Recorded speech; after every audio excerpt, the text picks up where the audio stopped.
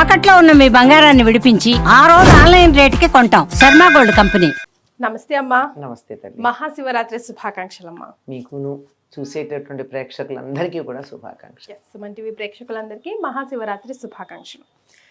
శివరాత్రి వచ్చిందంటే మనం ఒక ఎపిసోడ్ లో చెప్పుకున్నాం, బాడీ మైండ్ సోల్ ఇంటి ఆవరణని వాతావరణాన్ని ఎలా మనం ప్రిపేర్ చేసుకోవాలి, ఎలా సిద్ధం చేసుకోవాలని. రోజు రానే వచ్చేసిందమ్మా. అవును. ఇక ఈ రోజుని ఎలా ఉపయోగించుకోవాలంటారు? పూర్తిగా శివుడు చైతన్య స్వరూపుడు.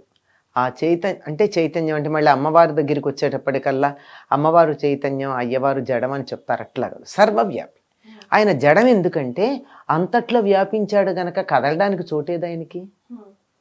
కిక్కిరిసిపోయి ఉంటే కదలలేడు కదా, అలా కిక్కిరిసిపోయి ఉన్నాడు సృష్టి అంతా. అట్లా ఉన్నటువంటి ఆ చైతన్యం మనం కొంత గ్రహించటానికి మనం కొన్ని రకాల నియమాలు పాటించటం బాగుంటుంది అంటారు. అటువంటి వాటిల్లో ప్రధానమైనటువంటిది అభిషేకం, ఉపవాసం, జాగరణ. శివరాత్రి అనగానే మనకి ముందుగా గుర్తొచ్చేది ఈ మూడే గుర్తొస్తాయి. అభిషేకం అంటే శివుడు అభిషేక ప్రియుడు అంటారు. ఆయనకి నీళ్ళు ఇచ్చారడు, నీళ్ళు వేస్తే చాలమ్మా ఉబ్బిపోతాడు. అంటే ఒక శనగ్గింజ నీళ్ళల్లో వేస్తే ఉబ్బినట్టు ఆయన మీద ఇన్ని నీళ్ళు వేయగానే ఉబ్బిపోతాడు. ఆ ఉబ్బులింగడని కూడా అంటారు. దీనికి ఒక కారణం కూడా చెప్తారు అనుకో, వినడానికి రీజనబుల్గా అనిపిస్తుంది.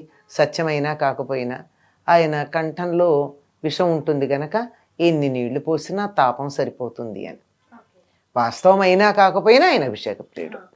ఎందుకంటే అంతకన్నా ఇంకా ఆయన కోరుకునేది కూడా ఏమీ లేదు కనుక అభిషేకం అన్నది ఊరికే నీళ్లు పోయడం అని కాదు. సేచనం అంటే నీళ్లు చల్లడం, అభిషేకం అంటే ఆ వేసేటటువంటి నీళ్లు మంత్రపూతంగా పోయడం. అందుకే ఒంటికున్న మట్టి పోవడం కాక మనసుకున్న మట్టి పోయేట్టు మంత్రంతో చేసే స్నానం అభిషేకం. అటువంటి అభిషేకం ఆయనకి చేయిస్తారు. ఆ చేయడంలో నీళ్లతో చేయడం ప్రధానం. దాంతోపాటుగా పంచామృతాలు అన్ని, ఆవు పాలు, ఆవు పెరుగు, ఆవు నెయ్యి, తేనె, చక్కెర. చక్కెర అంటే మామూలు పంచదార కాదు, కండ చక్కెర వాడాలి లేదా పటికి బెల్లం వాడాలి అంతే. ఇవి ప్రధానం. ఇవి కాక దీనిలో ఇంకెన్నో వాడతారమ్మా. మీరు అన్నట్టు చెరుకు రసం వాడతారు, కొబ్బరి నీళ్లు వాడతారు, అన్ని రకాల పళ్ళ నీళ్లు వాడతారు, అన్ని రకాల ఫలాలు. తర్వాత గంధంతో చేస్తారు అభిషేకం. ఆ తరువాత సువర్ణ జలాభిషేకం చేస్తారు. అంటే నీళ్లల్లో బంగారం వేసి బంగారం మీదుగా ఆయనకి నీళ్లు పోయడం. ఇట్లా అన్ని రకాలైనటువంటి ఫల రసాలతో కానీ అన్నిటితో కానీ అభిషేకం చేసి చిట్ట చివరికి ప్రధానంగా మళ్ళీ శుద్ధోదక స్నానమే చేయిస్తారు. అంటే మంచినీళ్ళతోనే స్నానం చేయించటం. ఇది శివుడికి చాలా ప్రీతిపాత్రమైందని చెప్తారు. ఎందుకు నీళ్లతో అభిషేకం చేస్తారు, నీళ్లు ఇవి వృధా చేస్తారేమిటి అని పిల్లలు అడుగుతారు కదా. మన తాగడానికే నీళ్లు లేకపోతే శివుడికి నీళ్లు వేస్ట్ కదా. పిల్లలకి పాలు లేక ఏడిచే వాళ్ళు ఉండగా ఇక్కడ పాలు పోస్తే వృధా కదా, ఇట్లాంటి మాటలు మాట్లాడతారు. దానిలో ఉన్న రహస్యం తెలియకపోవడం వల్ల మాట్లాడతారు. ఎందుకు అంటే మనకి పళ్ళు కావాలంటే చెట్టుకి నీళ్లు పోయడం అంటే ఆకులకు పోస్తారా, మొదలకు పోస్తారా? మొదలకే పోస్తారు. మొదలకు పోసే నీళ్ల వల్ల ప్రయోజనం ఏమిటి? కనీసం ఆకుల మీద వేస్తే గాలి వేస్తే చల్లగా వస్తాయి కదా. పళ్ళు రావాలి కదా. పళ్ళు రావాలంటే మొదటికి నీళ్లు పోయాలి. ఉట్టినే నేల మీద నీళ్లు పోసావు ఏమిటంటే ఏమిటర్థం? నేల మీద పోసే నీళ్ళకి పళ్ళు చెట్టు మీద వస్తాయి. ఈయన శివుడు ఎట్లాంటి వాడంటే ఆ పాతాళ నభస్థల వ్యాపి. అంటే పాతాళం నుంచి ఆకాశం దాకా వ్యాపించాడు. భూగోళం అంతా శివలింగమే, పాతాళం దానికి పానవట్టం ఆకాశం దాకా ఉన్నాడు. అట్లాంటి ఆయనకి పైన నీళ్లు పోస్తామైంది, పాతాళానికి నీళ్లు వెళ్ళాయి. పాతాళానికి నీళ్ళు వెళ్ళాయి అంటే భూమి అంతా నీళ్లతో నిండుంటుంది, కావలసినంతటి నీరు వస్తుంది.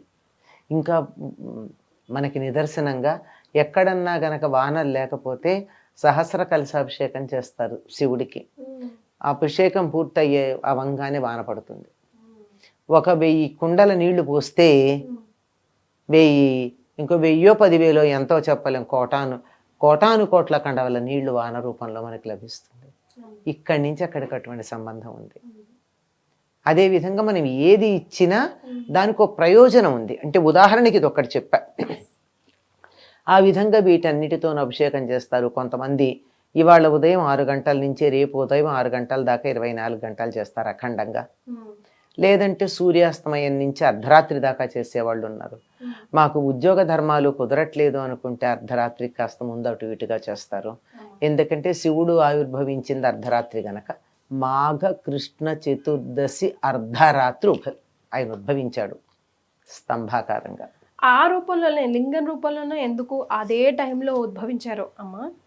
దేవతలందరూ సర్వవ్యాపి అయినటువంటి ఆ చైతన్యాన్ని, పరబ్రహ్మతత్వాన్ని, శివుణ్ణి, ఇష్టం వచ్చిన పేరు పెట్టుకోవచ్చు, ఆయన్ని నిన్ను ఆరాధించాలంటే మాకు ఏమీ ఒక గుర్తు లేదు, ఒక సంకేతం లేదు, ఒక రూపం లేదు. ఉంది కదా మనకి శివుడంటే ఒక రూపం. అదే తర్వాత మనం ఏర్పరచుకుంది అని అడిగితే మొట్టమొదటది అడిగినప్పుడు వాళ్ళందరూ ఆరాధించుకోవడానికి వీలుగా జ్యోతి స్తంభంగా ఆవిర్భవించాడు.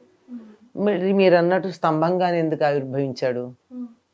మనిషిగా ఉన్నాడు అనుకో, మనుషులు అంత తెలివిగల వాళ్ళంటే మనిషి రూపంలోనే ఆరాధించగలరు, ప్రకృతిలో ఇంకా దేన్ని కూడా దైవస్వరూపంగా భావించరు. ఒకవేళ గుర్రం అనుకో, గుర్రంలాగే ఆరాధిస్తారు, మిగిలిన వీటిని దేవస్వరూపాలు అనరు. కనుక ఏ రూపం లేనటువంటి ఒక స్తంభంగా ఆవిర్భవించాడు, జ్యోతి స్వరూపుడు గనక జ్యోతిర్లింగం. దాన్ని ఏమంటారంటే లింగము అంటే గుర్తు, సంకేతం అని అర్థం.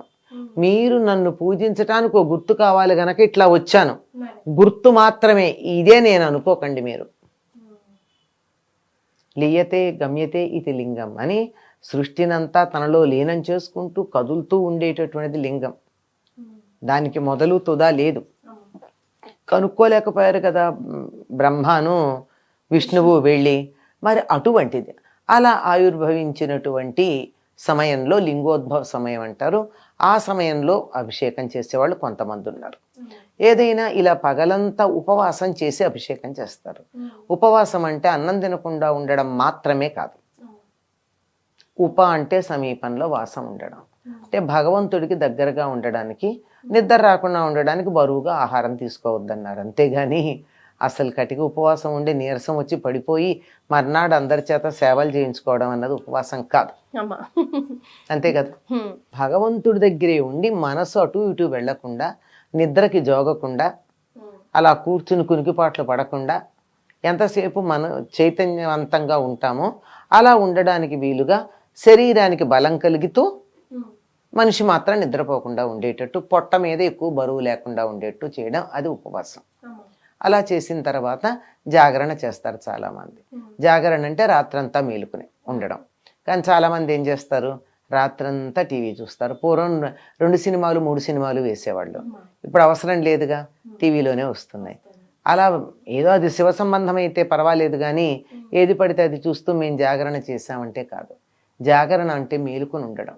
మేలుకుని ఉండడం అంటే నిద్ర మానేసినంత మాత్రాన అది మేలుకుని ఉండడం కాదు, దట్ ఈస్ నైట్ అవుట్ అంతే. అంతే కదా. జాగరణ అంటే శివ చైతన్యమునందు మేలుకొని ఉండడం.